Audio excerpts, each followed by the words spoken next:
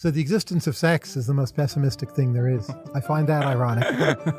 So I'm not the pessimist, sex is, right? So it could be Y Combinator is a bit stale, but stale in the good sense, like Harvard is stale, right? It dates from the 17th century, but it's still amazing. We'll be permanently set back, kind of forever.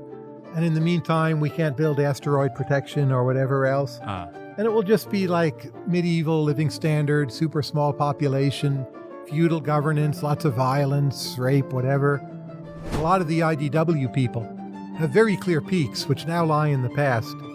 But they made extreme bets on very particular ideas. And maybe different people will disagree about those ideas, but I think a lot of them are losing ideas, even if they might be correct in some ways. I've done much less to bet on a single idea. To ask Brian about like early and late Caplan and which ways are they not consistent. It's kind of friendly jab. Okay, interesting. Yeah. Garrett Jones has tweeted about this in the past. So like in the myth of the rational voter, education is so wonderful. Like it makes you more free market? Yeah. Yeah. And like, it no longer seems to be true, though it was true from the data Brian took from. And second, Brian doesn't think education really teaches you much. So then why is it making people free market? Yes. Yeah, like it once did, even though it doesn't now. And if it doesn't now, it may teach them bad things. Right. But like it's teaching them something. I have asked him this. So he thinks that it doesn't teach him anything, therefore that wokeism can be a result of colleges. And then I've asked him, okay, at some point these were like ideas in colleges. Then they're in the broader world. What do you think happened? Yes. Why did it transition from one to the other? Yeah. I don't think you had a good answer to that. Yeah. You can put this in the podcast if you want. It's up to you. So I like the pre-podcast talk often better than the podcast. Okay, well, yeah, we can just start rolling. Okay, today it is my great pleasure to once again speak to Tyler Cowen, now about his new book, Talent, How to Find Energizers, Creatives, and Winners Across the World. Tyler, welcome to the Lunar Society again. Happy to be here. Thank you. Okay, excellent. I want to get talent in just a second, but I've got a few questions for you first. Absolutely. So, in terms of novelty and wonder, do you think traveling to the past would be a fundamentally different experience to traveling to different countries today? Or is it kind of the same category of thing? You need to be protected against disease and have some access to the languages. And obviously your smartphone is not going to work, right? So if you adjust for those differences, I think it would be a lot like traveling today, except there'd be bigger surprises because no one else has gone to the past, right? Older people, in a sense, were there. But if you go back to ancient Athens or the peak of the Roman Empire, you're the first traveler. Right, but like, so the experience of reading a history book, you think it's in somewhat substitutable for actually traveling to a place No, today? not at all. I think we understand the past very, very poorly. And if you traveled appropriately in contemporary times, it should make you more skeptical about history because you'll realize how little you can learn about the current places just by reading about them. Oh, interesting. Okay. So it's like travel versus history, and the historians lose. Right. So I'm curious, how has traveling a lot just changed your perspective when you read a work of history? In what ways are you skeptical of it that you weren't before? Like, what do you think they're probably getting wrong? Well, it may not be a concrete way, but first you ask, was the person there?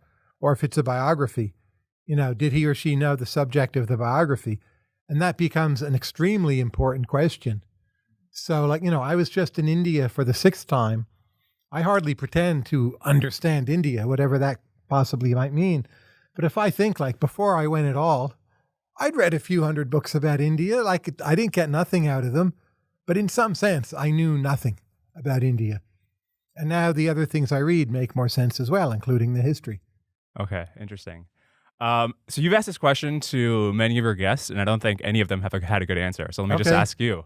What do you think is the explanation behind Conquest's second law? Why does any institution that is not explicitly right-wing become left-wing over time? Well, first of all, I'm not sure that Conquest's second law is true. So you have something like the World Bank, which is quite sort of centrist statist in the 1960s, but by the 1990s has become fairly neoliberal. Now, what's left-wing, right-wing in that? It's global, it's complicated, but it's not a simple case of Conquest's law holding, right? So I do think for a big part of the latter post-war era, some version of Conquest's law does mostly hold for the United States. But once you see it as not universal, you're just asking, well, why is the American intelligentsia shifted to the left? So there's a political science literature on educational polarization. I wouldn't say it's a settled question, but it's not a huge mystery, right? Republicans act wackier, Democrats sort more. The issues realign in particular ways. So I think that's why Conquest's law locally is mostly holding. Oh, interesting. So you don't think there's anything special about in the intellectual life that tends to make people left-wing? It's a particular to our current moment? I think by choosing the word left-wing, you're begging the question. There's a lot of historical errors where what is left-wing is not even well defined. And in that sense, Conquest's law can't even hold there. So once I had a debate with Mark Andreessen about this, I think Mark tends to see left-wing, right-wing, wherever your views might be, as somewhat universal historical categories. And I very much do not. So in medieval times, what's left-wing, what's right-wing, even 17th century England, there are like particular groups who on particular issues are very left or right-wing. I don't know. It seems to me unsatisfying, and there's a lot of fluidity in how these axes play out over real issues.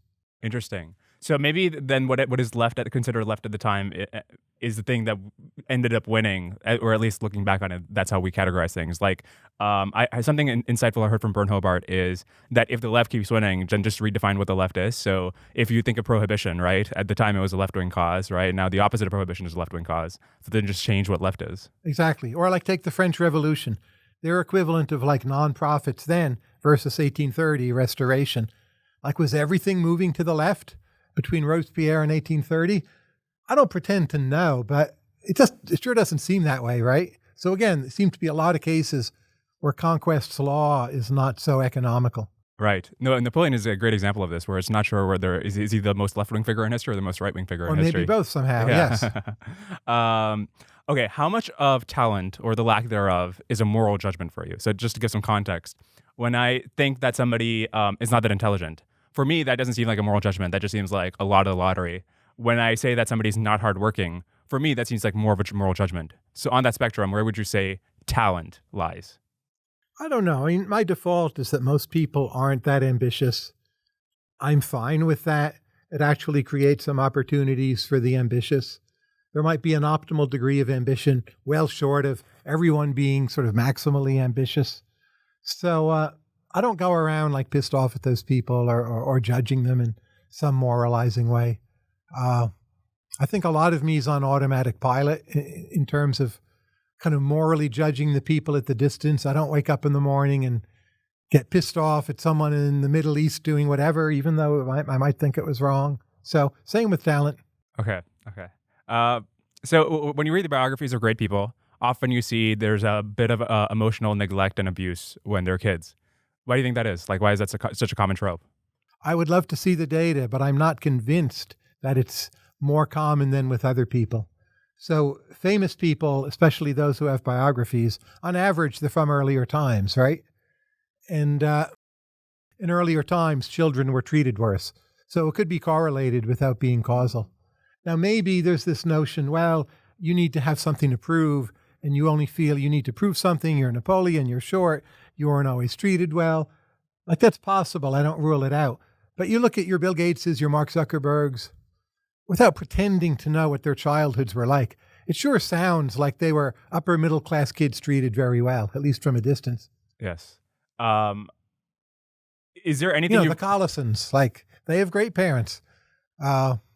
Yeah, it could just they did well, It could just be the examples that stick out in my mind of emotional neglect stick out in my mind particularly because yes. Yeah, exactly. So I'd really like to see the data. I think it's like an important, very good question.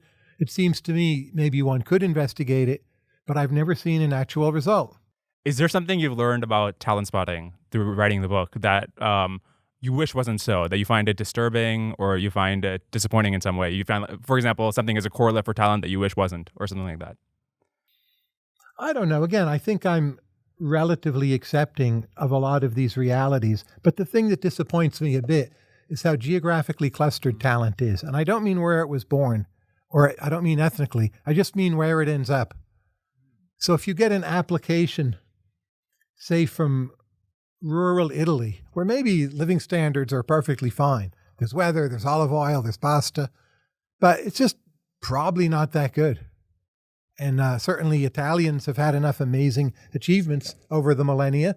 But right now, the people there who are up to something, they're going to move to London, to New York, to somewhere. So I find that a bit depressing.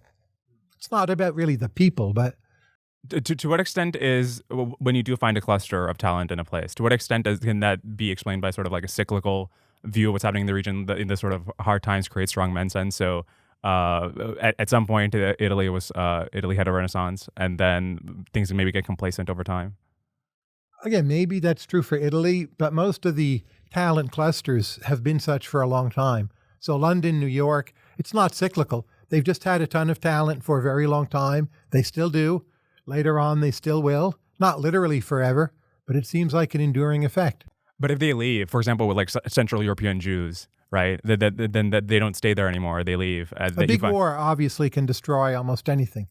So German scientific talent took a big whack. German cultural talent, Hungarian Jews in mathematics. I don't know how much of a thing it still is, but certainly it's nothing close to what it once was. Okay. So then I was worried that talents, if you realize that some particular region has a lot of talent right now, then that might be like a one-time gain that you realize, India or Toronto or Nigeria or something, they have a lot of talent.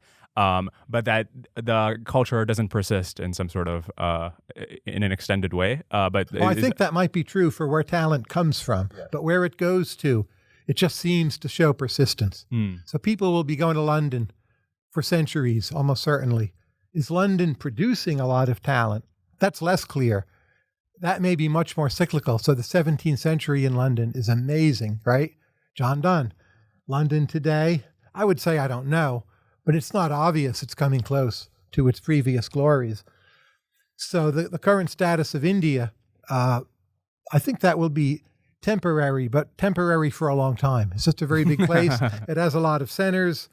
The things it has going for it, like not taking prosperity for granted, it will have for quite a while. Like India is still pretty poor. What do you think makes certain places the actual place where the clusters of talent congregate, and places that are just a source of that talent? Like what makes something a sink rather than the source of talent? I think what is a place where people go is more or less obvious. You need money, you need a big city, you need some kind of common trade or linguistic connection. So New York, London, they are what they are for sort of obvious reasons, right? Path dependence, history, you make it in the Big Apple and so on. But where people come from, I think theory is very bad at understanding. Like, why did the Renaissance blossom in Florence and Venice and not in Milan? If you're going back earlier, it wasn't obvious it would be those places. I've done a lot of reading to try to figure this out, but I find I've gotten remarkably not far on the question. The particular examples you mentioned today, like New York, San Francisco, London, these places, they have high fixed costs. If you want to move there, it's expensive. Do you think that they've been sinks of talent despite this fact, or because of it, that you need some sort of exclusion in order to be a haven of talent? Well, I think this is a problem for San Francisco. It may be a more temporary cluster than it ought to have been. And since it's a pretty recent cluster, it can't count on the same kind of historical path dependence that, say, New York and Manhattan have. But a lot of New York still is not that expensive. Look at the people who work and live there. They're not all rich, to say the least. And that is an important part of why New York is still New York. London, it's much harder. But it seems to me London is a sink for somewhat established talent, which is fine, right? But in that regard, much inferior to New York.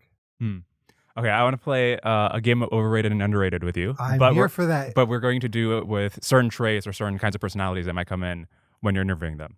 Okay, but it's probably all going to be indeterminate, but go on. Right, okay. So somebody comes in, they're very humble. Yes. Well, Immediately I'm suspicious. Why? I figure most people who are going to make something of themselves are arrogant. If they're willing to show it, there's a certain bravery or openness in that.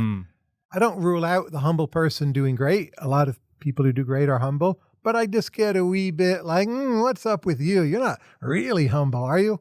Oh, so like maybe the humility is a way of like avoiding confrontation. Like you don't have the confidence to actually show that you can be great, so you're just... Right, now it might be efficient for them to avoid confrontation. Right. But I would just say, I start thinking, I don't know the real story. When I see a bit of arrogance, I'm less likely to think, like it may in a way be feigned, but the feigning of arrogance is itself a kind of arrogance. And in that sense, I'm still getting the genuine thing. What is the difference? Let's say a 15-year-old is kind of arrogant versus like a 50-year-old is kind of arrogant, and Yeah. the latter has accomplishments already. The first one doesn't. Is there a difference in how you perceive humility or the lack thereof? Oh, sure. The 50-year-old, you want to see what have they done. And you're much more likely to think the 50-year-old should feign humility than the 15-year-old. Because that's the high status thing to do, Right. is to feign humility. And if they can't do that, you figure, well, here's one thing they're bad at. Like, what else are they bad at? Yeah. Whereas the 15-year-old, they have a chip on their shoulder, can't quite hold it all in. You're like, oh, that's great. Fine. Let's see what you're going to do.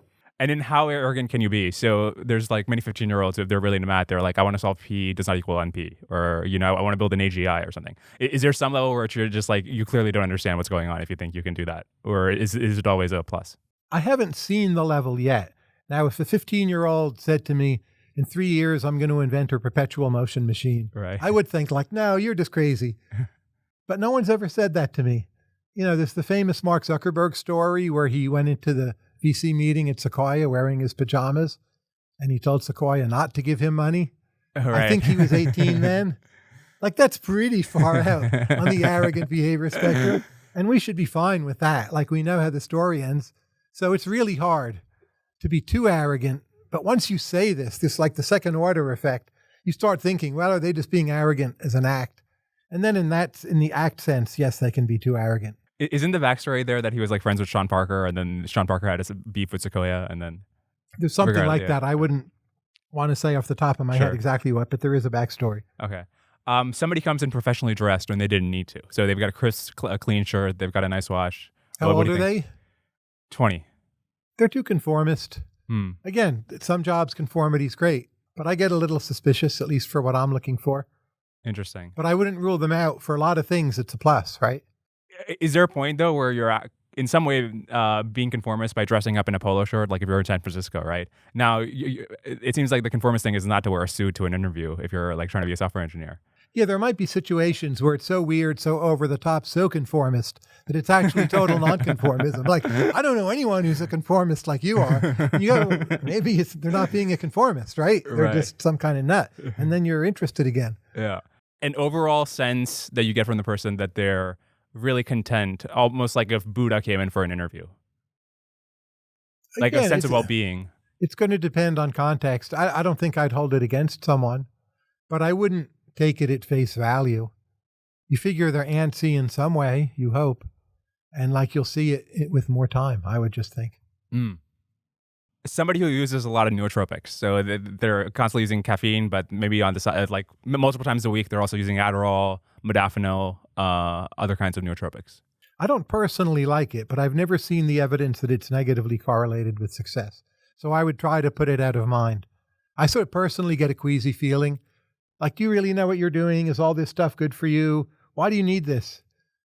That's like my actual reaction. But again, at the intellectual level, it does seem to work for some people, or at least not screw them up too much. You don't drink caffeine, correct? 0. Why? I don't like it. But and it might be bad for you. Oh, really? You think and so? People get addicted to it also. But you're not worried it might make you less productive over the long term. It's more about you just don't want to be addicted to something. Well, since I don't know it well, I'm not sure what my worries are, but the status quo regime seems to work. I observe a lot of people who end up addicted to coffee. Coke, the soda, like we know is bad for you. So, like, what's the problem I need to solve? Why do it? Mm-hmm. A history of mental illness, like depression or anxiety. Not that they're good, but at current margins, do you think that maybe they're punished too heavily, or maybe that people don't take them seriously enough? That they're actually a bigger signal than the people are considering? I don't know. I mean, both could be true, right? So there's definitely positive correlations between that stuff and artistic creativity. Causal, harder to say, but correlates. So you certainly should take the person seriously. But, are they the best Starbucks cashier? I don't know. Yeah. In the book, or I guess another podcast, you've pointed out that some of the most talented people you see that are neglected are 15 to 17-year-olds. How does this impact how you think, like let's say you were in charge of a high school, right? You're the principal of a high school. You know that there's like 2,000 students there. A few of them have to be geniuses. Right. How is the high school run by Tyler Cowen, especially for the very smartest people there? How is it run? Do you just Less homework. Okay. No, I would work harder to hire better teachers, pay them more, fire the bad ones if I'm allowed to do that. Those are no-brainers. But mainly less homework. and have more people come in who are potential role models. So someone like me, I was invited once to Flint Hill High School in Oakton. It's right nearby. I went in. I wasn't paid. I just figure I'll do this. It seems to me a lot of high schools don't even try, and they could get a bunch of people to come in for free and just say, I'm an economist. Here's what being an economist is like. 45 minutes. Is that so much worse than the BS the teacher has to spew? Of course not. So I would just do more things like that. I want to understand the difference between these three options. So one is somebody like you actually gives an in-person lecture, like saying what this life is like. Yeah, or Zoom. You could do Zoom too. No, it's actually just about tasks. The second is Zoom. And the third is it's not live in any way whatsoever. You're just kind of like maybe showing a video of the person. I'm a big believer in the vividness. So Zoom is better than nothing. And a lot of people are at a distance. But I think you'll get more and better responses inviting people to do it live, local people. And there's plenty of local people where most of the good high schools are. Are you tempted to just give these really smart 15-year-olds a hall pass to the library all day and some Wi-Fi access and then just leave them alone? Or do you think that they need some sort of structure? I think they need some structure, but you have to let them rebel against it and do their own thing also. Zero structure strikes me as great for a few of them, but even for the super talented ones, not perfect. They need exposure to things, and they need some teachers as role models. So you want them to have some structure. And if you read old books about education, there's a strong emphasis on moral instruction. Do you think that needs to be an important part of education, or is that just... I'd like to see more data, but I suspect the best moral instruction is the teachers actually being good people. And I think that works, but again, I'd like to see the data. But that somehow you get up and lecture them about the 7 virtues or something seems to me a waste of time and maybe even counterproductive. Now, the way I read your book about talent, it seems like also a critique of Brian's book, The Case Against Education. Of course it is. Okay. Brian describes me as the guy who's always torturing him. And in a sense, he's right. Well, I guess more specifically, if you don't need, it seems that Brian's book relies on the argument that you need a costly signal to show that you have talent or, you have intelligence and other conscientiousness and other traits. But if you can just learn that from a 1,500-word essay and a Zoom call, then maybe the college is not about the signal. Well, in that sense, I'm not sure it's a good critique of Brian. So for most people in the middle of the distribution, I don't think you can learn what I learned from, say, top EV winners through a written application and a half-hour Zoom call. But that said, I think the talent book shows you, my old saying, context is that which is scarce. And you're always testing people for their understanding of context. And most people need a fair amount of higher education to acquire that context, even if they don't remember the detailed content of their classes. So I think Brian overlooks how much people actually learn when they go to school. How would you go about measuring the amount of context that somebody is getting in college? Is there like something you can point to that says, clearly they're getting some context, otherwise they wouldn't be able to do this? Well, I think if you meet enough people who didn't go to college, you'll see the difference on average, stressing the word average. Now, there are papers measuring positive returns to higher ed. I don't think they at all show it's due to context, but I am persuaded by most of Brian's arguments that you don't remember the details of what you learned in class, right? It's like, you learned, this about astronomy and Kepler's laws and opportunity cost. People can't reproduce that 2 or 3 years later. It seems pretty clear we know that, right? But they do learn a lot of context and networking and how to deal with different personality types. Like, how would you falsify this claim, though, that you are getting a lot of context? Is it just something that you had to qualitatively evaluate, or is there some way that you could say, what would have to be true of the world for you to conclude that the opposite is true? Well, if you could show people remembered a lot of the facts they learned, and those facts were important for their jobs, neither of which I think is true, but in principle, they're demonstrable, then you would be much more skeptical about the context being the thing that mattered. But as it stands now, that's the residual, and it's probably what matters. Right. So I thought that Brian showed in the book that actually people don't even remember many of the basic facts that they learned in school. Of course they don't, but that's not the main thing they learn. They learn some vision of how the world works, how they fit into it, that they ought to have higher aspirations, that they can join the upper middle class, that they're supposed to have a particular kind of job. Here are the kinds of jerks you're going to meet along the way. Here's some sense of how dating markets work. Maybe you're in a fraternity, maybe you do a sport, and so on. That's what you learn. How did you spot Brian? He was maybe in high school even when I met him, and it was some kind of IHS event. And I think he made a point of seeking me out. And I immediately thought, well, this guy's going to be something. Like, got to keep track of this guy right away. I would say more. Like, what happened? His level of enthusiasm, ability to speak with respect to detail, and just kind of bursting with everything was immediately evident, as it still is. Brian has changed less than almost anyone else I know over what is now, he could tell you how many years, but a whole bunch of decades. Interesting. So if that's the case, then it would have been interesting to meet somebody who is like Brian, but like a 19-year-old. Yeah, and I did. So I was right. Yeah. To what extent do the best talent scouts inevitably suffer from Goodhart's law? Like, has this been happening to you where your approval gets turned into a credential, and so a whole bunch of non-earnest people start applying, you get a whole bunch of adverse selection, and then it becomes hard for you to run your program? It is not yet hard to run the program. If I needed to, I would just shut down applications. I've seen a modest uptick in bad applications, but it takes so little time to decide they're no good or just not a good fit for us that it's not a problem. So it does. The endorsement does get credentialized. Mostly that's a good thing, right? Like, you help the people you pick. And then you see what happens next. And you keep on innovating as you need to. You say in the book, the super talented are best at spotting other super talented individuals, and there aren't many of the super talented talent spotters to go around. So this sounds like it's saying that if you're not super talented, much of the book will maybe not do you so much good. Results may vary, should be maybe on the title. How much of talent spotting can be done by people who aren't themselves super talented? Well, I'd want to see the context of what I wrote, but I'm well aware of the fact that, say, in basketball, most of the greatest general managers were not great players. Some were, like Jerry West, right? But say Pat Riley was not. So again, that's something you could study. But I don't in general think that the best talent scouts are themselves super talented. Then what is the skill in particular that they have, if it's not the particular thing that they're working on? Some intangible kind of intuition where they feel the right thing in the people they meet. And we try to teach people that intuition the same way you might teach like art or music appreciation. But it's not a science, right? It's not paint by numbers.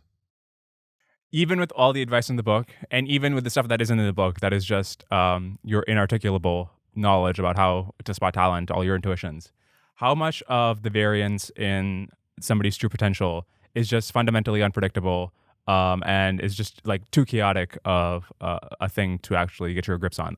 I think it will always be an art. And if you look at the success rates of VCs, depends what you count as the pool they're drawing from. But their overall rate at picking winners is not that impressive. And they're super high stakes. They're super smart. So I think it will mostly remain an art, not a science. So people say, oh, genomics this, genomics that. We'll see. Somehow I don't think that will change this. So you don't think like getting a polygenic risk score of, I don't know, drive, that's going to be a thing that happens? Maybe future genomics will be so different from what we have now, maybe, but it's not around the corner. Yeah. Yeah. Maybe the sample size is just so low on somebody like you that how are you even going to collect that data? Like, how are you going to get the correlates of who the super talented people are? Yeah, and how genomic data interact with each other. You can apply machine learning and so on. It seems quite murky. If the best people get spotted earlier, and you can tell who is a 10x engineer at your company and who's only a 1x engineer or a 0.5x engineer, doesn't that mean that inequality in a way that will get worse? Because now that the 10x engineer knows that they're 10x and everybody else knows that they're 10x, they're not going to be willing to cross-subsidize your other employees. They're going to be wanting to get paid proportionate to their skill. Well, they might be paid more, but they'll also innovate more, right? So they'll create more benefits for people who are doing nothing. So my intuition is that overall inequality of well-being will go down, but you can't say that's true a priori. Inequality of income might go up, right? And then, but will the slack in the system go away for people who are not top performers? Like, as you can tell now, if we're getting better talent spotting. I think a lot of this has happened already in contemporary America, as I wrote in Average is Over. And not due to super sophisticated talent spotting, though sometimes, but simply the fact that a lot of service sectors, you can measure output reasonably directly. Like, did you finish the computer program, right? Did it work? And that has made it harder for people to get paid things they don't deserve. I wonder if this leads to adverse selection in the areas where you can't measure how well somebody's doing. So the people who are kind of lazy and bums, they'll just go in places where output can't be measured, And then so these industries will just be overflowing with the people who didn't Oh, want to work absolutely. in measurable areas. And then the people who are talented in those sectors, maybe they'll leave and start their own companies and earn through equity. And no one is really ever measuring their labor power, but still what they're doing is working and they're making more from it. If talent is partly heritable, then the better you get at spotting talent, over time, will the social mobility in society go down? Depends how you measure social mobility. So is it relative to the previous generation? I mean, most talent spotters don't know a lot about parents. Like, I don't know anything about your parents at all, right? And the other aspect of spotting talent is the talent you mobilize, you hope does great things for people not doing anything at all. And that's a kind of automatic social mobility they get. But if you're measuring quintiles across generations, I don't know, the intuition could go either way. But this goes back to wondering whether this is a one-time gain or not. So maybe initially they can help the people who are around them by, if you like find somebody in Brazil, they help the people around them. But once they're found, they're going to go to those clusters you talked about, and they're going to be helping the people in San Francisco who don't need help. So is this a one-time gain then? Well, like so many people from India seem to give back to India in a very consistent way. People from Russia don't seem to do that. Now, that may relate to the fact that Russia is in terrible shape and India has a brighter future. So it will depend. But I certainly think there are ways of arranging things where people give back a lot. Let's talk about emergent ventures. Sure. So I wonder if the goal of emergent ventures is to raise aspirations, does that still work given the fact that you have to accept some people but reject other people, right? So in Bayesian terms, like the updates up have to equal the updates down. Like in some sense, you're almost transferring a vision from the excellent to the truly great, right? You see what I'm saying? Well, you might discourage the people you turn away, but if they're really going to do something, they should take that as a challenge, and many do. Like, oh, I was rejected by Harvard. I had to go to Chicago, but then I decided I'm going to show those bastards. I think we talked about that a few minutes ago. So if I just crush the spirits of those who are rejected, I don't feel too bad about that. They should probably be in some role anyway where they're just working for someone. But let me ask you then the converse of that, which is if you do accept somebody, are you worried that if one of the things that drives people is getting rejected and then wanting to prove the people who reject them wrong, are you worried that by accepting somebody when they're 15, you're killing that thing in them that wants to get some kind of approval? Plenty of other people will still reject them, right? Now, if everyone accepts them every step of the way, maybe they're just awesome. Sort of LeBron James's basketball history. Past a certain point, it just seems everyone wanted him, for a bunch of decades now. I think deliberately with a lot of candidates, you shouldn't encourage them too much. And I make a point of chewing out a lot of people. Just like light a fire under them, like what you're doing, it's not going to work. So I'm all for that selectively, but yes. Yes. Why do you think that so many of the people who apply to emergent ventures, as you said, are interested in effective altruism? There is like a moment right now for effective altruism where it is the thing. Some of it is political polarization, like the main parties are so stupid and offensive. Those energies will go somewhere. Some of that in the 1970s, say, maybe went to libertarianism. Libertarianism has been out there for too long. It doesn't seem to address a lot of current problems like climate change or pandemics very well. So where should it go? Rationality community gets some of it. That's related to EA, as I'm sure you know. Just like the tech startup community gets some of it. That's great. It seems to be working pretty well to me. Like, I'm not an EA person, but maybe they deserve a lot of it. But you don't think it's persistent? Like you think it comes and goes? I think it will come and go. But I think EA will not vanish. Like libertarianism, it will continue for quite a long time. Is there any movement that has attracted young people and that has been persistent over time? Or did they all fade? Well, Christianity, right? Judaism, Islam. They're pretty persistent. Right. So to the extent that being more religious makes you more persistent, then the criticism of EA that it's kind of like a religion, can we view that as a plus? Of course, yeah. I think it's somewhat like a religion. To me, that's a plus. We need more religions. I wish more of the religions we needed were just flat out religions. But in the meantime, EA will do. Are there times when somebody asks you for a grant and you view that as a negative signal? So let's say especially when they're well off, like let's say somebody's a former Google engineer and they want to start a new project and they're asking you for a grant. Do you worry that maybe they're too risk averse, they don't want to put their own capital into it, or maybe that they are too conformist, they need your approval before they go ahead. Things like this have happened, and I ask people flat out, like, why do you want this grant from me? And it is a forcing question in the sense that if their answer isn't good, I won't give it to them, even though they might have good level of talent, good ideas, whatever. So they have to be able to answer that question in a credible way. Some can, some can't. If you, I remember that the president of the University of Chicago, so many years back, said that if he rejected the entire class of freshmen that are coming in and accepted the 1,500 people that they had to reject that year, the next 1,500 they had to reject that year, then there would be like no difference in the quality of the admits. I would think Chicago's the one school where that's not true, but I agree that it's true for most schools. Do you think that's also true of Emergent Ventures? No, Or not at all. how good is the marginal reject? Not good. Okay. It's a remarkably bimodal distribution as I perceive it. Now, maybe I'm wrong, but there aren't that many cases where I'm agonizing. And if I'm agonizing, I figure it probably should be a no. I guess that makes it even rougher if you do get rejected, because it wasn't like, oh, you weren't like a right fit for the job or you almost made the cut. It's like, no, we're actually just assessing your potential, not some sort of fit for the job. And not only did you weren't on the edge of potential, you were like, you're just on the other edge of the curve. But a lot of these rejected people and projects, I don't think they're so like spilling tears over it. Like you get an application, someone's in Akron, Ohio, and they want to start a nonprofit dog shelter. And they like saw EV on the list of things you can apply to. And they apply to a lot of things and like maybe never get funding. But it's like people who enter contests or something. And so they apply to EV. Nothing against nonprofit dog shelters, but that's kind of a no, right? And I don't know. I genuinely don't know their response, but I don't think they walk away from the experience with some deeper model of what they should infer from the EV decision. How much does the money part of Emergent Ventures matter? So if you just didn't give them the money.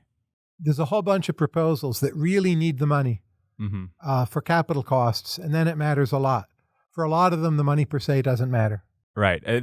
So what is the function of returns look like for that? If you like 10x the money or you 0.1x the money for some of these things, do you think that you'd see significantly different results? Or I think a lot of foundations give out too many large grants and not enough small grants. I hope I'm at an optimum, but again, I don't have data to tell you, but I do think about this a lot, and I think small grants are underrated.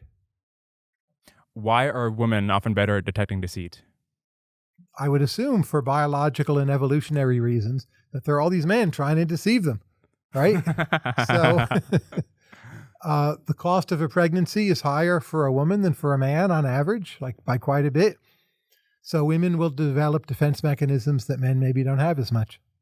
One theory I heard from somebody I was brainstorming these questions with, she suggested that maybe it's because women just discuss personal matters more. And so therefore they have a greater library. Well, that's certainly true, but that's subordinate to my explanation, I would say. But definitely, there's a lot of intermediate steps, right? Yeah. Things that women do more of that help them be insightful. Right. Why is writing skill so important to you? Well, one thing is just I'm good at judging it, right? So lacrosse skill, I'm very bad at judging. So there's nothing on the EV application testing for your lacrosse skill. But look, writing's a form of thinking, and public intellectuals are one of the things I want to support. And some of the companies I admire are like writing culture companies like Amazon or Stripe.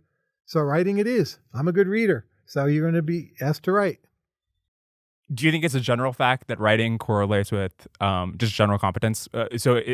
I do, but especially the areas that I'm funding, it's strongly true. Okay, gotcha. Whether it's true for everything is harder to say. Can stamina be increased? Of course. Oh, really? Okay. Yeah.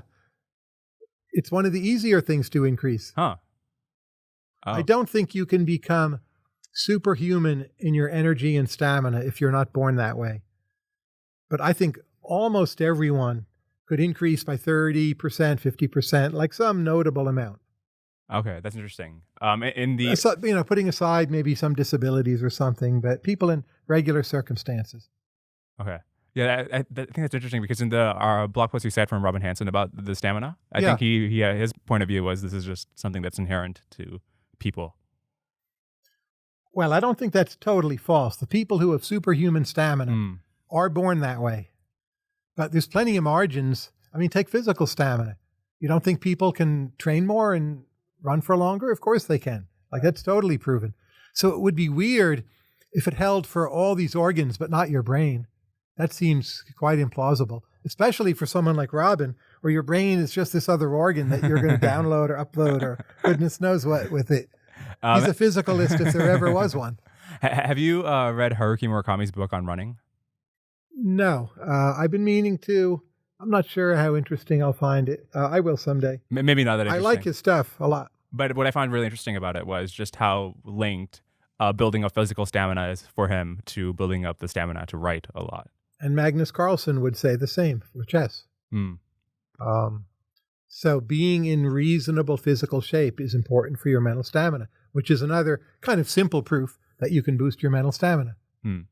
Now, after reading the book, I was inclined to think that intelligence matters more than I previously thought, not less. Good. So you might have undervalued it.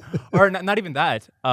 You say in the book that intelligence has convex returns, and it matters especially for areas like inventors. Right. Then you also say that if you look at some of the most important things in society, something like what Larry and Sergey did, they're basically inventors, right? So, Sure. So many of the most important things in society, intelligence matters more. And not only that, as increasing returns. And it seems like with Emergent Ventures or a venture like that, you're trying to pick the people who are at the tail, right? You're not looking for a barista at Starbucks. Sure. Awesome. So it seems like you should care about intelligence more, given the evidence there. Not less. More than who does. I mean, I feel what the book presents is, in fact, my view. And kind of by definition, I agree with that view. But yeah, there's a way of reading it where intelligence really matters a lot, but for a relatively small number of jobs. Right. So maybe you just started off with like a really high prior on intelligence and that's why you downgraded, but maybe the average person That's true, should but I still upgrade. would say there's a lot of jobs that I actually hire for in actual life where smarts are not the main thing I look for. Most jobs. Does the convexity of returns on intelligence suggest that maybe the multiplicative model is wrong? Because if the multiplicative model is right, you would expect to see decreasing returns and putting your stats on one skill. You'd like want to diversify more, right? I think the convexity of returns to intelligence is embedded in a multiplicative model where the IQ returns only cash out for people good at all these other things. And for a lot of geniuses, they just can't get out of bed in the morning and you're stuck and you should write them off. So you cite the data about that Sweden collects from everybody that enters the military there, and then the CEOs apparently are not especially smart. But one thing I found interesting from that same data was that Swedish soccer players are pretty smart, and the better a soccer player somebody is, the smarter they are. And I mean, you've interviewed professional basketball players turned public intellectuals on your podcast, and they sound extremely smart to me. What is going on there? Why, anecdotally, and with some limited amounts of evidence, it seems that professional athletes are smarter than you would expect. I'm a big fan of the view that top-level athletic performance is super cognitively intense, that most top athletes are really extraordinarily smart. And I don't just mean smart on the court, though obviously that, but smart more broadly, and that this is underrated. I think Michelle Dawson was the one who talked me into this, but absolutely, I'm with you all the way. Do you think it's just mutational load or like the actual act of... I think you actually have to be really smart to figure out like how to lead a team, how to improve yourself, how to practice, how to outsmart the opposition, all these other things. Maybe not the only way to get there, but very G-loaded. Interesting. And you certainly see some super talented athletes who just go bust, or they may destroy themselves with drugs, or there's plenty of tales like that. Like you don't have to look hard. Are there other areas where I wouldn't expect it to be G-loaded, but it actually is? Like that? Probably, but there's so many like I just don't know. But sports is something in my life I followed. So I definitely have opinions about it. And they seem incredibly smart to me. And when they're interviewed, they're not always articulate. And they're sort of talking yourself into it bias ex post. But I hear like Michael Jordan in the 90s, I thought, that guy's really smart. So I think he is. Look at Charles Barkley. He's amazing. Right. There's hardly anyone I'd rather listen to, including on talent, than Charles Barkley. Huh. That's really interesting. And he's not that tall. You can't say, oh, he succeeded because he's 7'2". He was maybe top 6'4", and they called him the round mound of rebound. Now, how did he do that? He was smart. He figured out where the ball was going, the weaknesses of his opponents, how to nudge them the right way, and so on. Brilliant guy. What I find really remarkable is not just with athletes, but with many other professions. If you interview somebody who's at the top of that field, they come off really, really smart. Yes. Like YouTubers, even sex workers. So whoever is like the top gardener, I expect I would be super impressed by. Exactly. Right. Now, all your books are in some way about talent, right? Of course they are. Let me read you the following passage from An Economist Gets Lunch. Okay. And I want you to tell me how we can apply this insight to talent. Okay. At a fancy restaurant, the menu is well thought out. The time and attention of the kitchen are scarce. An item won't be on the menu unless there's a good reason for its presence. If it sounds bad, it probably tastes especially good. Right. That's counter signaling, right? So anything that is very weird, they will keep on the menu because it has a devoted set of people who keep on ordering it and appreciate it. And that's part of the talent of being a chef, that you can come up with such things. How do we apply this to talent? Well, with restaurants, you have selection pressure where you're only going to ones that have cleared certain hurdles. Right. So this is true for talent, only for talents who are established. So if you see a persistent NBA player who's a very poor free throw shooter, like Shaquille O'Neal was, you can more or less assume they're really good at something else. But for people who are not established, there's not the same selection pressure. Sure. So there's not an analogous inference you can draw. Right. So if I show up to like an Emergent Ventures conference and I meet somebody and they don't seem especially impressive in a first impression, maybe I should think their work is especially impressive. Yes, absolutely. Yes. Okay. So my understanding of your book, Creative Destruction, is that maybe on average, cultural diversity will go down, but in special niches, the diversity and ingenuity will go up. Can I apply the same insight to talent, that maybe two random college grads will have similar skill sets over time? But if you look at somebody on the tails, their skills and knowledge will become even more specialized and even more diverse. There's a lot of different presuppositions in your question. So first, is cultural diversity going up or down? That, I think, is multidimensional. So say different cities and different countries will be more like each other over time. But that said, the genres they produce don't have to become more similar. They're more similar in the sense you can get sushi in each one. But like Nouvelle Cuisine in Dakar, Senegal, might be taking a very different path from Nouvelle Cuisine in Tokyo, Japan. So what happens with cultural diversity? I think the most reliable generalization is that it tends to come out of larger units. So small groups and tribes and linguistic groups, they get absorbed. Those people don't stop being creative in other venues, but there are fewer unique, isolated cultures and much more like thickly diverse urban creativity. That would be the main generalization I would put forward.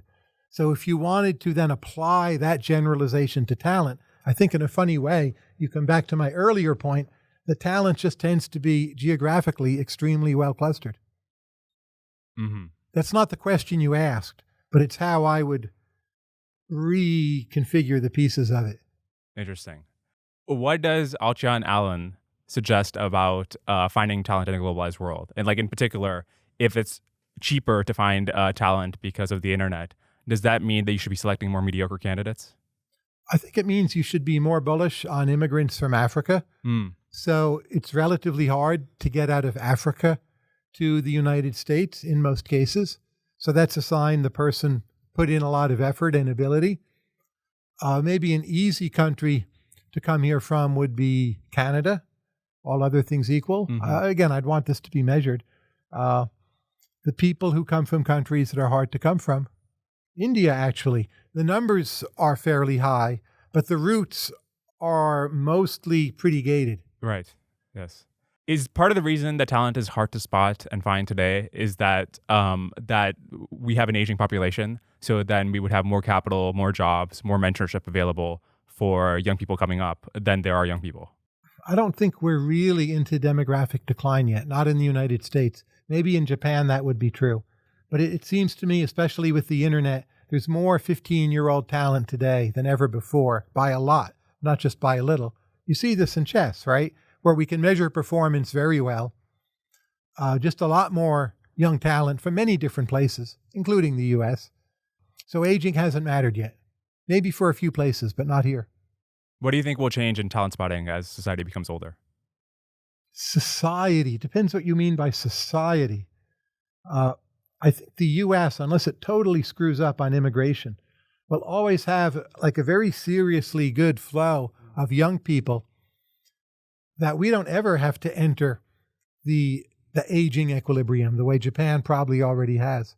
So I don't know what will change. I think, and then there's work from a distance, there's hiring from a distance, funding from a distance. As you know, there's Emergent Ventures India, which is in India, and we do that at a distance. So I don't think we're ever going to enter that world. Right, but then what does it look like for Japan? Is part of the reason that Japanese cultures and companies are arranged the way they are and do the recruitment the way they do? Is that linked to perhaps their demographics, or? That strikes me as a plausible reason, but I don't think I know enough to say. But it wouldn't surprise me if that turned out to be the case. Mm-hmm. To what extent do you need a sort of great man ethos and in your culture in order to empower the top talent? That if you have too much political and moral egalitarianism, you're not going to give great people like the real incentive and drive to strive to be great. We've got to say great man or great woman ethos, right? Oh, right. Or, other, right? Whatever all-purpose word we wish to use. I worry much less about woke ideology than a lot of people I know. It's not my thing, but it's something, young people can rebel against. Like if that keeps you down, I'm not so impressed by you. So I think it's fine. Let the woke reign. People can work around them. But overall, like if you have a culture like Europe's, do you think that has any impact on? Europe is not woke enough in a lot of ways, right? Europe is very chauvinist and conservative in the literal sense and often quite old-fashioned. Depends what you're talking about. But Europe, I would say on net, is much less woke than the United States. I wouldn't say that's their main problem.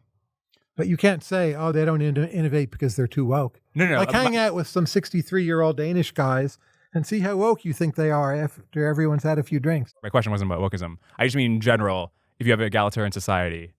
I think of Europe as less egalitarian than here. Really? I think they have bad cultural norms for innovation. But I don't think being too egalitarian is it. They're culturally so non-egalitarian. Huh. Again, it depends where, but listen, Paris would be the extreme. Everyone is classified, right? And by status, and you need to wear your sweater the right way, and this and that.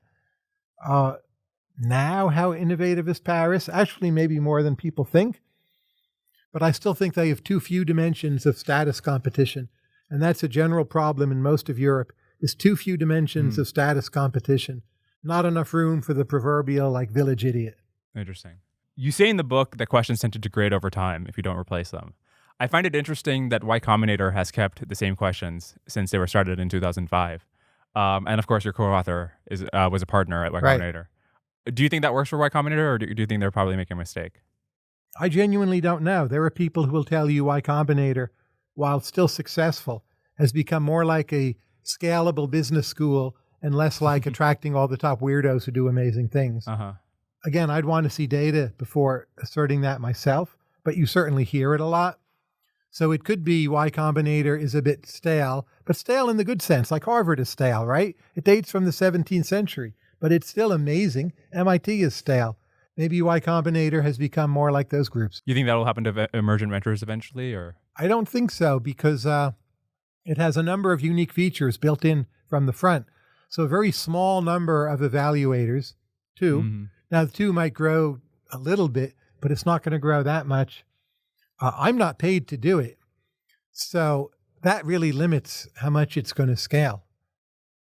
And there's not like a staff that has to be carried where you're captured by the staff. There is no staff. There's a bit of free riding on staff who do other things. But there's no sense of if the program goes away, like all my buddies on staff get laid off. No. So it's kind of pop-up and low costs of exit whenever that time comes. Do you personally have questions that you haven't put in the book or elsewhere because you want them to be fresh for asking somebody who's applying to the grant? Well, I didn't when we wrote the book. So we put everything in there that we were thinking of. But over time, we've developed more. And I don't generally give them in interviews because you've got to, keep some stock. So yeah, there's more since then. But we weren't holding back at the time. It's like a comedy routine. You got to write a new one each year. That's right. But when your show's on the air, you do give it your best jokes, right? Sure. Is somebody who's applying to Emergent Ventures, if they read your book, are they any better off, or are they perhaps worse off because maybe they get misleading or like partial view into what's required of them? I hope they're not better off in a way, but probably they are. I hope they use it to understand their own talent better and present it better in a good way, and not just to try to manipulate the system. But most people aren't actually that good at manipulating that kind of system. So I'm not too worried. Right. In the sense that if they can manipulate the system, that's a positive signal. of some kind, right? Like you could fool me. Like, hey, what else have you got to say? Yeah. Right. Are you worried that young people who encounter you now, they're going to think of you as a sort of a talent judge and a good one at that? So they're maybe going to be more self-aware than whether I would Yes, have been. I worry about the effect of this on me. That maybe a lot of my interactions become less genuine, or people are too self-conscious, or too stilted, or too something. Mm-hmm. Is there something you can do about that, or is that just baked into the cake? I don't know. If you do your best to try to act genuine, whatever that means, maybe you can avoid it a bit or delay it at least a bit. But a lot of it, I don't think you can avoid. In part, you're just cashing in. So I'm 60. I don't think I'll still be doing this when I'm 80. So if I have like 18 years of cashing in, maybe it's what I should be doing. To what extent are the principles of finding talent timeless? So if you're looking for, let's say, General in the French Revolution, how much does the advice change, or are the basic principles the same over time?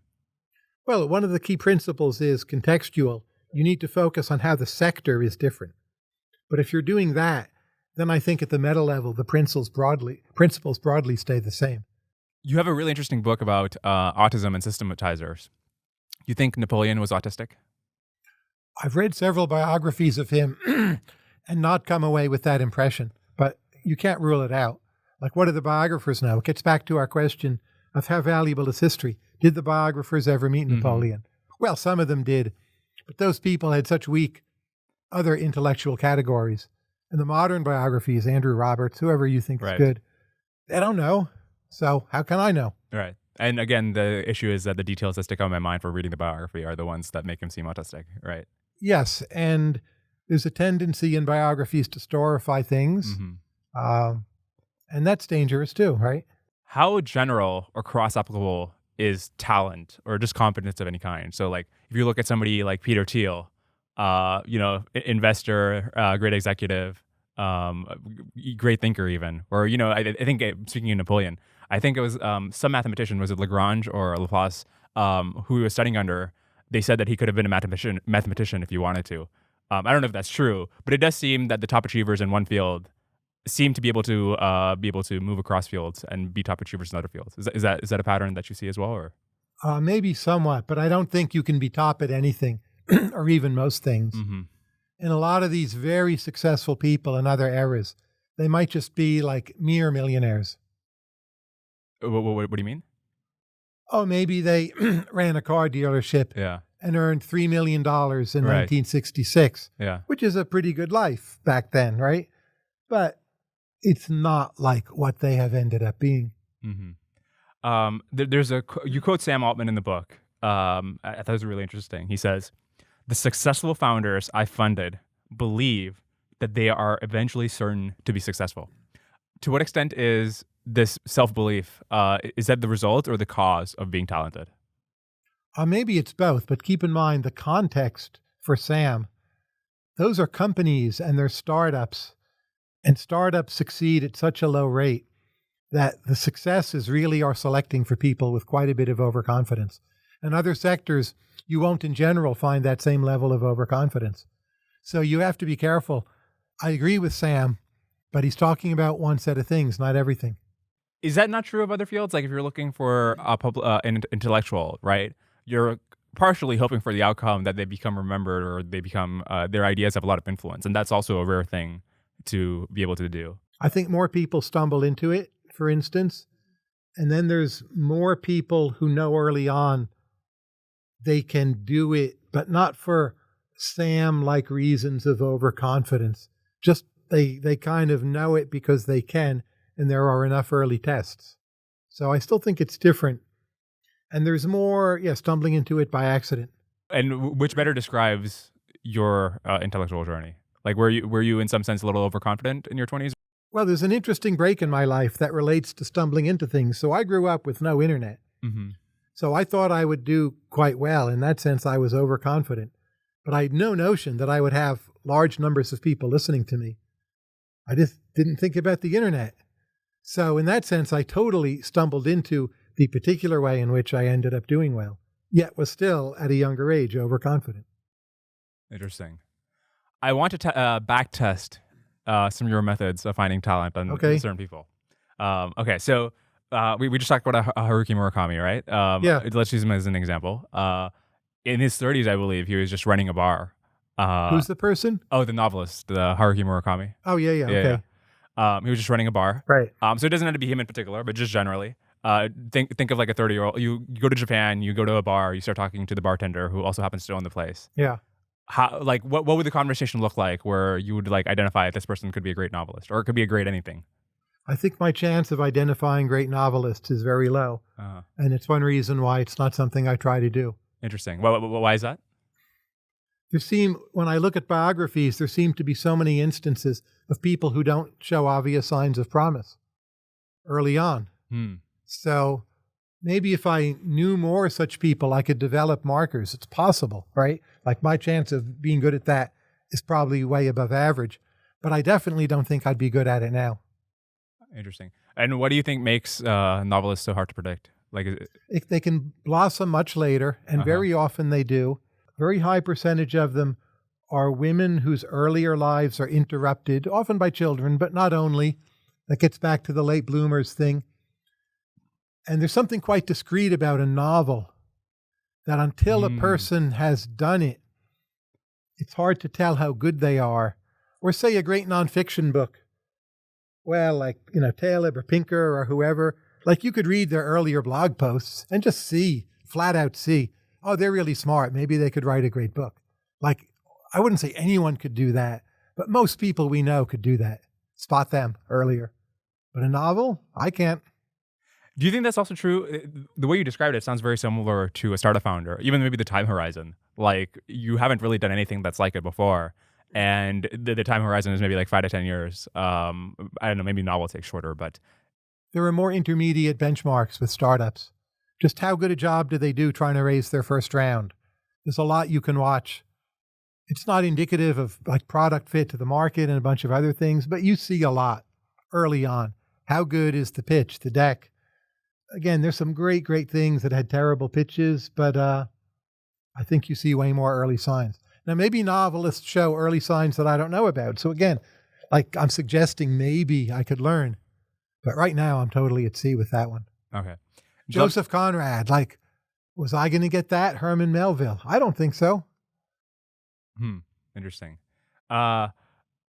Okay, let's back test with another person. Like, hey, Joe, you're from Poland. You're going to write in English? Like, get real.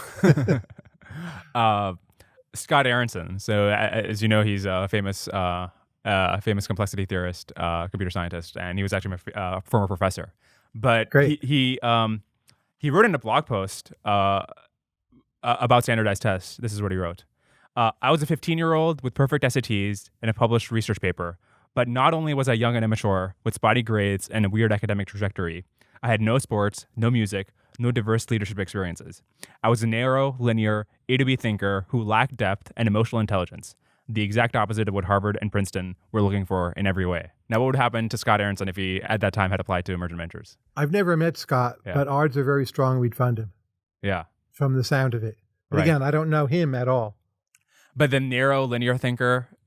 I don't know what that means. A lot of people misdescribe themselves. And they say like, oh, if you asked me those questions, I would suck. And they're wrong. They wouldn't suck. I know they don't. And I suspect Scott's self-description is a bit off. But I think he would do very well at Emergent Ventures. Sure, yeah, I agree. Let's talk about effective altruism and long-termism. You have expressed skepticism to the idea that you can use long-termism to say that existential risks matter more than everything else because we should be optimizing for the branch of the decision tree where we survive for millions of years. Can you say more of why you're skeptical of that kind of reasoning? Well, I'd want to express my skepticism a little more clearly. I think existential risk matters much more than almost anyone thinks. And in this sense, I'm with the EA people. But I do think they overvalue it a bit.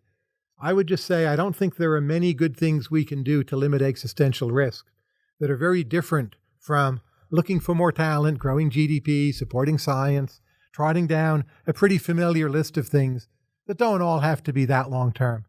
And in that sense, I think they flip out about it a bit too much and have all these super specific hypotheses. But we should invest in good things now. I do favor like an asteroid protection program, by the way. To the extent that there was a trade-off in that hypothetical, would you like put the same weight on existential risk that they do, or is it like just do you just differ with them on like how you actually go about solving existential risks? Probably more the latter. I think they're not epistemically modest enough when it comes to existential risk. And they think they have all these some of them, not all of them by any means, these very particular hypotheses about AGI, and we've got to prevent this. And that's where I really differ from them. I think their ability to limit that risk, however great or small it might be, is basically zero. That if AGI is a risk, it's the worst set of procedures that will do you in, and you can't regulate those very well at all. And putting everyone at your favorite like tech company through this training about alignment, I'm not against doing that, but like, come on, if it's going to happen, it's like handling pandemic materials. It's the sloppiest people you've got to worry about, and they are not sitting in on your class on AGI and alignment. Yes. Although it is surprising to the extent that like the companies in the U.S. that maybe care more than other entities about alignment are actually like first currently, right? Like OpenAI is first. Yeah, but it won't matter because if that view is the correct one, and I don't think it is, the more screwed up successors will just come 10 years later, and Skynet goes live, but 10 years later. Right. I'm curious just generally, why is the possibility of humanity serving for a very long time not something that is like a strong part of your worldview, given that you're a strong long-termist? I think the chance of there being a major war with nuclear weapons or whatever comes next, while very low in any given year, you just have the clock tick, that chance adds up. And we're not going to be here for another 100,000 years. It's a simple argument. But I'm not a pessimist in any given year at all. Right. But if the odds are like sufficiently above zero, then do you just not buy the argument that like anything above zero is just huge and we should be optimizing for that? I'm all for things to make nuclear weapons safer, but it's hard to know exactly what you do. Like, what do we do in Ukraine now? We should be more tough, less tough. There's different arguments, but they're not that different from just the normal foreign policy arguments. There's not some special branch of EA long-termism that tells you what to do in Ukraine. And those people, if anything, tend to be kind of underinvested in historical and cultural forms of knowledge. So I just don't think you buy that much extra stuff by calling yourself worried about existential risk. There's plenty of people in the U.S. foreign policy establishment who think about all this stuff. Until recently, most of them had never heard of EA, maybe even still. It doesn't change the debate much. I'm sure you've heard these arguments, but it seems with nuclear war, it's hard to imagine how it could kill like every single person it probably on won't. the planet. But I think we'll be permanently set back, kind of forever.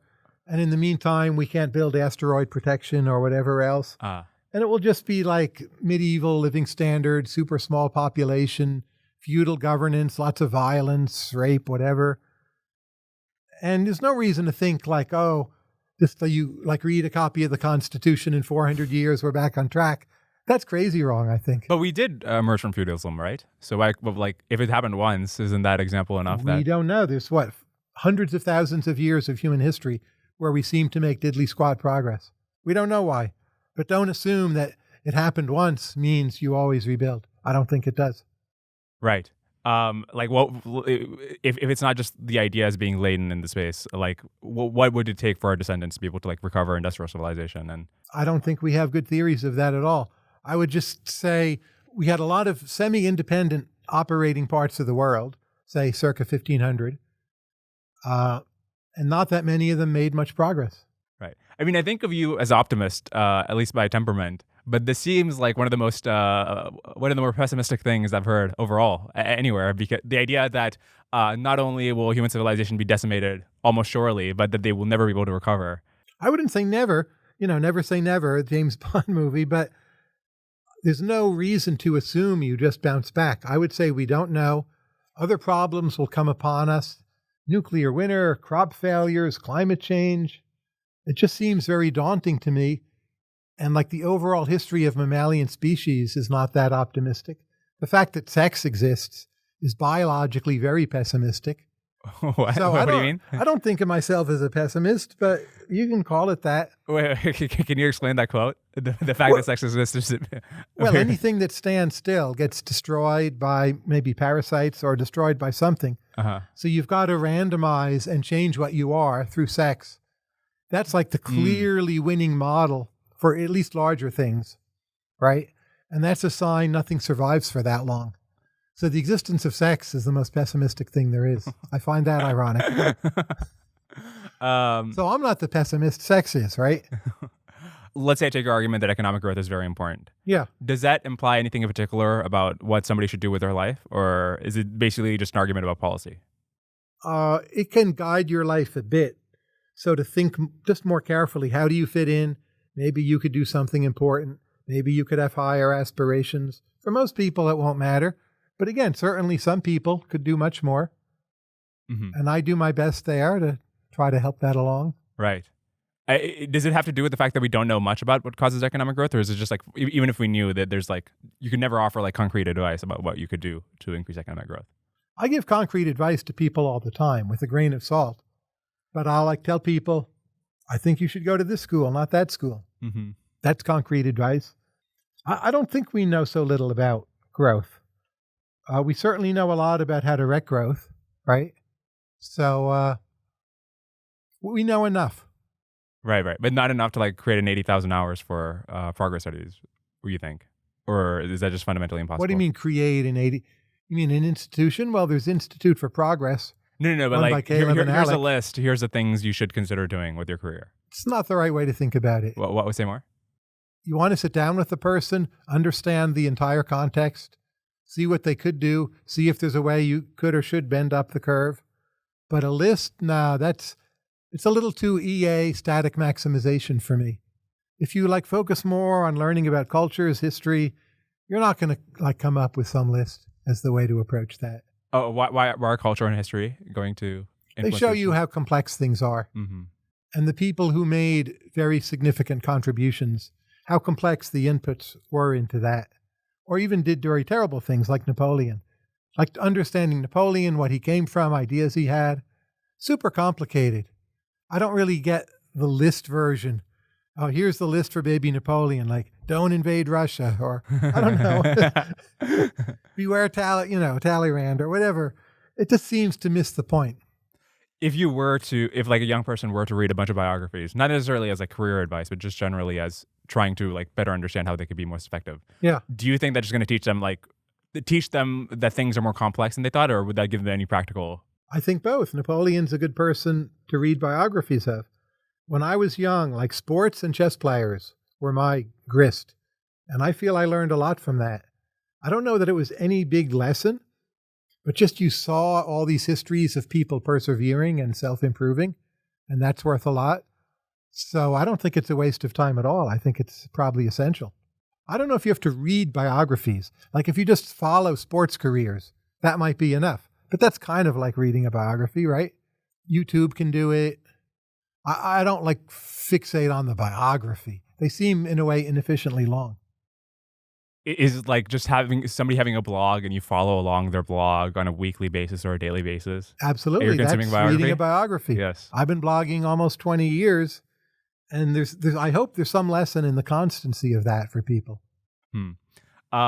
I was struck while reading your book that some of the advice you offer for how to ask good questions in hiring is actually great advice for also how to ask good questions in a podcast, right? Yes, absolutely. Yes. Like keep the conversation flow going, get them interested, talk about something that they're very interested in. Don't worry about changing the subject. Right. Just get them on something where they're involved and excited. Yeah. Yeah. And so to what extent was that just informed from having a podcast? Oh, advice? Quite a bit. Yeah. And you can think of the podcasts in a sense as like interviews. Like they're kind of very judgmental. Like, how worthy are you? Right? Right. People are afraid more and more. Now, you have a quite mellow personality. And I'm similar in that way. I wonder, do you think this has any sort of intellectual consequence in the sense that if you could experience like this, the exuberant highs or the incapacitating lows, you would be maybe less modest or moderate? I might be more creative, but I think I would be more wrong. Interesting. Yeah. Like, how much is that on that trade-off? How like, where should one be if they're trying to reason about important topics? Should you just try to increase the variance so you can get the important things right? I think it's, again, context specific. You want to understand where a person is. understand they were probably born that way. You can only budge them so much wherever you might think they should be, and just try to marginally improve how they're dealing with the flow coming their way. Mm-hmm. So I prefer to work with people's strengths and boost the strengths rather than like have a list set out of how to reform them. Mm-hmm. I think it's a way more productive way to do things. And it's lower conflict. So you, as like a coach or mentor or coworker, it's way less stressful for you because you're being very positive with them and it's sincere. So you'll just do more of it. Or if you're hitting them over the head, like, why don't you, wake up at 7 a.m. in the morning? Maybe they should. It's like, come on. You have something better to do than that. Like if they can't figure that out for themselves, tell them something else that they can actually find useful. When you interviewed Andrew Sullivan, one of the things he said was that the reason he decided to write about gay rights was that he got HIV and he realized he might not have that long to live. Yeah. And of course, we see the consequence of that in society today. Yes. If you found out you only had 5 years to live, what is the book you would write? What is the argument you would make? 5 years from now, I think I would do more emergent ventures. Interesting. I would finish the book I'm working on, and I might consider a sequel to Talent, depending on Daniel's plans. But my marginal thing, I don't feel, is writing more books. Interesting. Though I will write more books. So, like, it's like your late career that you think the most important thing is institution building and talent spotting? Yes, at this point. And I've written like 16, 17 books. So it's not like I haven't had my say. Sure. One interesting thing about top performers in many fields is that they have intricate philosophies and worldviews. Like, Peter Thiel, obviously, with the Girardian stuff, but even like somebody like George Soros with the theory of reflexivity. To what extent do you think that these are very important in their success? Or to what extent do you think maybe that if you just have somebody who's like +4 standard deviations in verbal intelligence, one of the things they'll do, other than being very successful, is just create intricate worldviews? All the people I know who are like that, such as Peter, I feel it's important for their success. Soros, I don't know. But since all the people I do know, it seems to matter. My intuition is that it matters a lot more broadly. Like you need a unique way of looking at the world. Is that a correlate in the sense that it like jolts you out of complacency? And it protects you from other people's idiocy. Your mimetic desires get channeled away from a lot of other things that might even be good overall, but they would distract you. Right. But maybe like the actual theory itself is not... it's not the edge. It's just like... Correct. Now, sometimes it's the edge. So there's the famous story of Peter, knew Rene Girard, saw Facebook would be a big thing. Right. It's probably true. But it doesn't have to be the edge, I would say. Yeah. So one thing I found really interesting in your book, What Price Fame, was you had this interesting discussion where you cite your former advisor, Thomas Schelling, about how certain celebrities can make themselves focal points in the culture. And I'm curious how we can apply this to public intellectuals. Like in recent years, we've seen a lot of public intellectuals become a focal point in the culture war or in just general discussions. Right. In some senses, this has happened to you as well, right? Where we've seen this with many of your even former podcast guests, people like Jordan Peterson, Christopher Hitchens, Sam Harris. Like how do public intellectuals make themselves focal points? Well, by doing something noteworthy, right? So it can be an idea, but it can also be a form of performance art. And maybe performance art has become more important. I think of my own focality as having more to do with a kind of performance art than with any specific idea I have. And I think very carefully about how to stay somewhat focal for a long period of time. So it's quite unusual that I've mostly increased my focality over 20 years now. It's much more common that people come and go and decline. And I work quite hard not to do that. A lot of the IDW people have very clear peaks, which now lie in the past. Yes. And I suspect will have fairly rapid declines. I don't want that to happen to me. I want to be in the thick of things, just for selfish reasons. What do you think? What's the explanation for why they peak so early? Oh, I don't know if early is the word. Like Jordan Peterson was at it for a long time. Sure. But they made extreme bets on very particular ideas. And maybe different people will disagree about those ideas. But I think a lot of them are losing ideas, even if they might be correct in some ways. I've done much less to bet on a single idea. You could say kind of market-based economics. Yeah.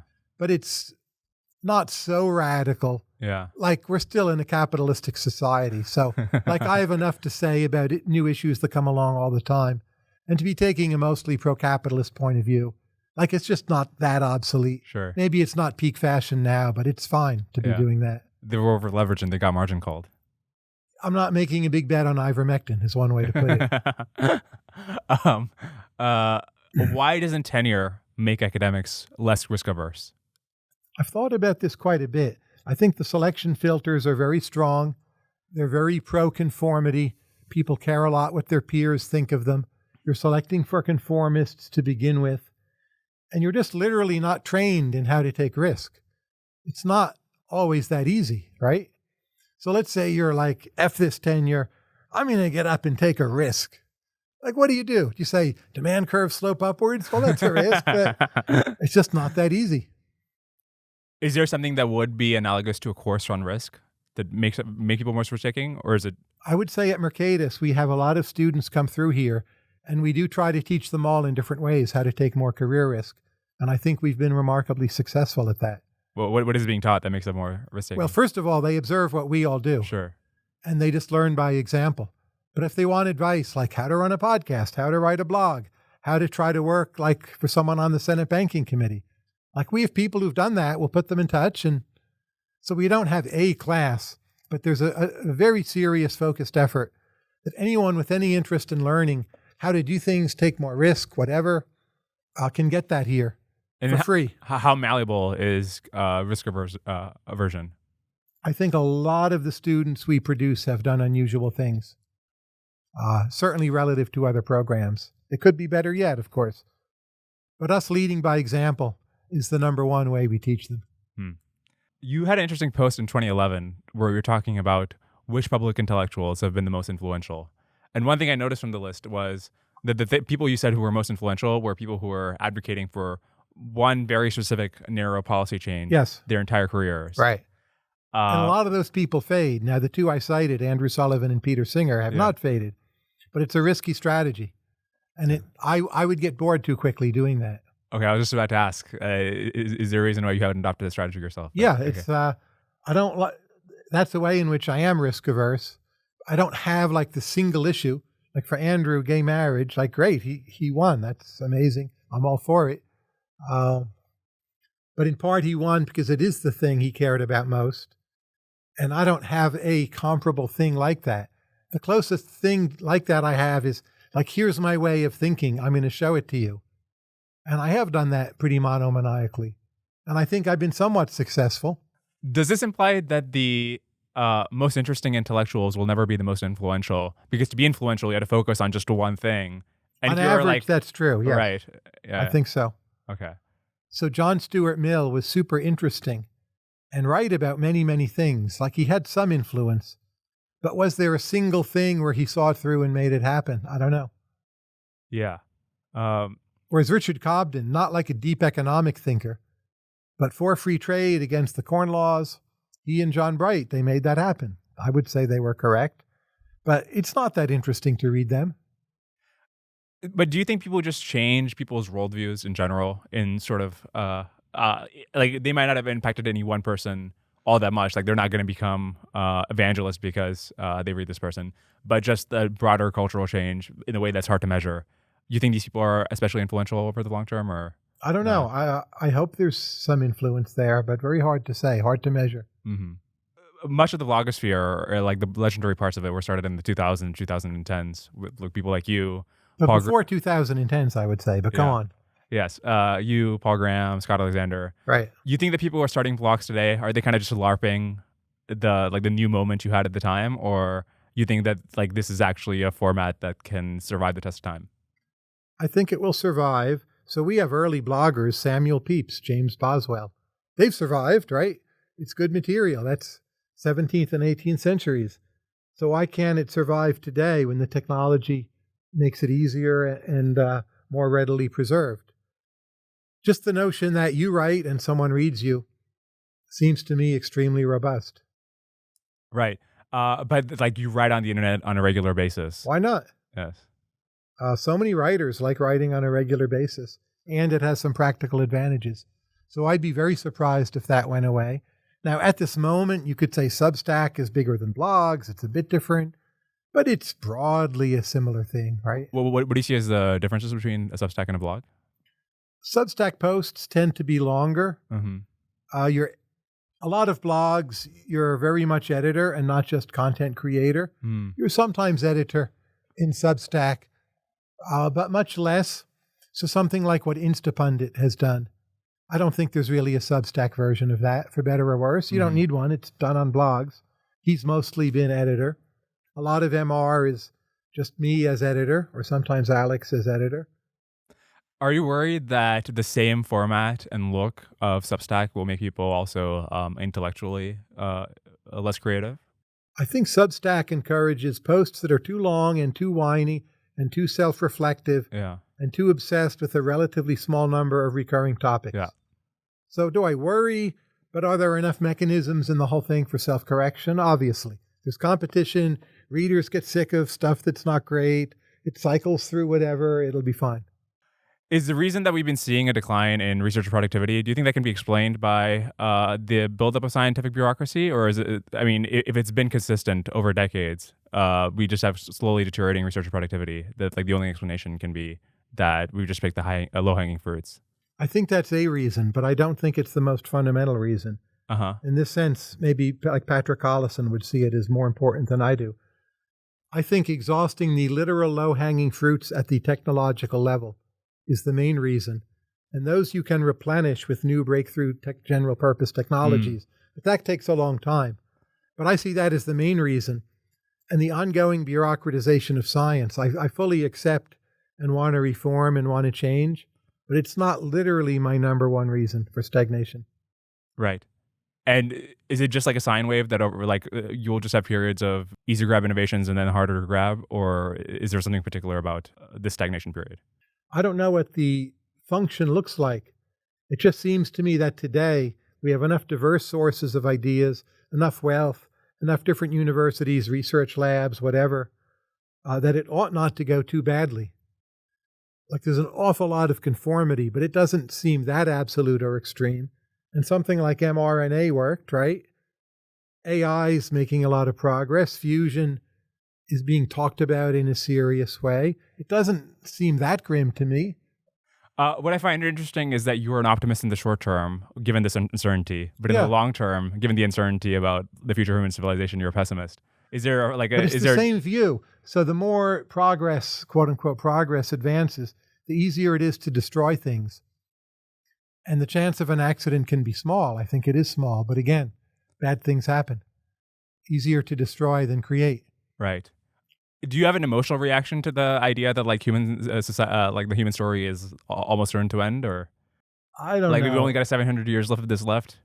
I don't know what I can do about it. I try actually to do something about it. Yeah. So I have a reaction, but I'm aware of the extreme fallibility embedded in all such projections. And I'm like, let's just wake up this morning and let's do some stuff now. And like, I'm going to do it. And I hope there's a payoff under all these different scenarios. Yeah. Does state capacity just continue to decline? Is there some way? I don't know that it's declining. Okay. It feels like it is, but it's a bit like being in the longest line at the supermarket. Like you notice it more. And U.S. state has done a bunch of things well. If you look at the war against terror, I don't know who or what gets the credit, but compared to what we expected right after 9/11, it's gone okay, right? Operation Warp Speed went amazingly well. Just the local DMV works way better than it used to. So it's a very complex picture, state capacity. It's not flat out in decline, I would say. So what is the explanation for why it gets better over time? Like there's a public choice theory explanation for why it might get worse, but to the extent that certain parts of it have gotten better over time. The best explanation I have is so stupid I'm embarrassed to present it. What is it? It's that you have some people in the system who want to make it better and they make it better. Like not very sophisticated. I don't know some deep way of tracing it to differential incentive structures or just like demand. Okay. And then so are you optimistic about libertarianism in the long term if like state capacity continues to get better? I don't think we'll ever have libertarian societies. I think there's quite a good chance we will like get more good reforms than bad ones. And capitalism and democracy and broadly classical liberal values will advance. Okay. If that's optimistic, I think there's quite a good chance for that. Is there any difference between you and the Fukuyama view of the end of history, that the capitalist liberal democracy is, there's nothing more compelling than that? Well, he's changed his view a number of times. So you can read the original Fukuyama as being quite pessimistic, that there's something about demand for esteem and self-respect that the end of history doesn't satisfy, and so it unravels. Then there's the Fukuyama view of the rest of history is all about how we'll manipulate biology, which seems to me significant. Maybe he overstated it, but I don't dismiss it at all. And then there's like all these other Fukuyama restatements since then. It makes me dizzy. I just asked the simple question, are you long the market or short the market? I'm long the market. I don't know what he is. Very few people are short, so I hope he's long the market too. It's one of my favorite forcing questions. Are you long the market? Are you short the market? People spew. Am I allowed to curse on your podcast? Yes. People spew so much bullshit. And it's tribalism. And then it's like, are you short the market? And well, I haven't bought anything lately. It's like they become morons when you ask them this question. They should just say, well, those are my tribalist sympathies. You know, I'm neurotic and overly stressed. What I do is pretty optimistic, of course. But the general fact that people are more neurotic, it seems like Fukuyama isn't right in the sense that like the last man that liberal democracy creates, he's like a neurotic mess. I think that's how like somebody could characterize like American politics, at least, right? So is he right in a way that humans are not satisfied by liberal democracies? I don't think people are satisfied by anything. In that sense, he's right. I'm not sure it's a special problem for a liberal democracy. Probably less so. There are more other ways to anesthetize yourself. So there's or entertain yourself. So there's no form of government or like no structure of society where people are not just like generally a mess. I haven't seen it. Yeah. Like when would that have been? Well, maybe right after you win a war, there's some kind of giddiness and desire to build for the future, but it can't last that long, right? I'm curious why you continue to read. Like one of the reasons you say that reading is fast for you is because you know many of the things that are already in books. So then why continue doing it? Like if you already know many of the things that are in there. Well, it's often frustrating, but I do try to read in new areas. I very much prefer traveling to reading as a way of learning things, but I can't always travel. But at the margin, I would rather travel more and read less. Absolutely. And for that reason. Okay. Let me ask a meta question. What do you think podcasts are for? Like what is happening? To anesthetize people. Oh, interesting. To make them feel they're learning something, to put them to sleep, so they can exercise and not feel like idiots. Occasionally to learn something, just to keep themselves busy work of some kind. Say more about the anesthetizing.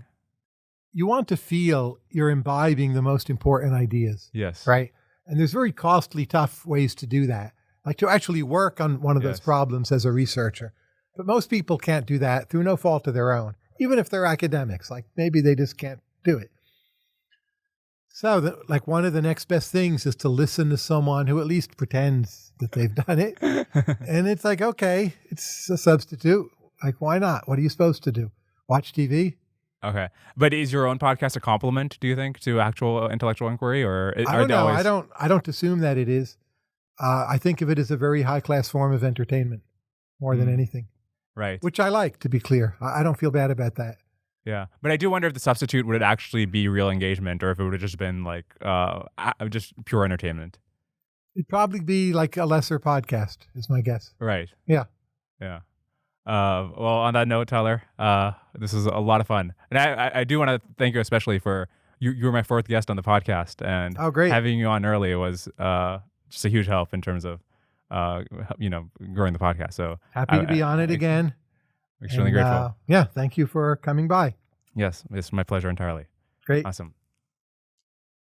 Hey, thanks for listening. If you enjoyed that episode, I would really, really, really appreciate it if you could share it. This is still a pretty small podcast, so it is a huge help when any one of you shares an episode that you like. Post it on Twitter, send it to friends who you think might like it, put it in your group chats. Just let the word go forth. It helps out a ton. Many thanks to my amazing editor, Graham Bessalou, for producing this podcast, and to Mia Ayana for creating the amazing transcripts that accompany each episode. which have helpful links, and you can find them at the link in the description below. Remember to subscribe on YouTube and your favorite podcast platforms. Cheers. See you next time.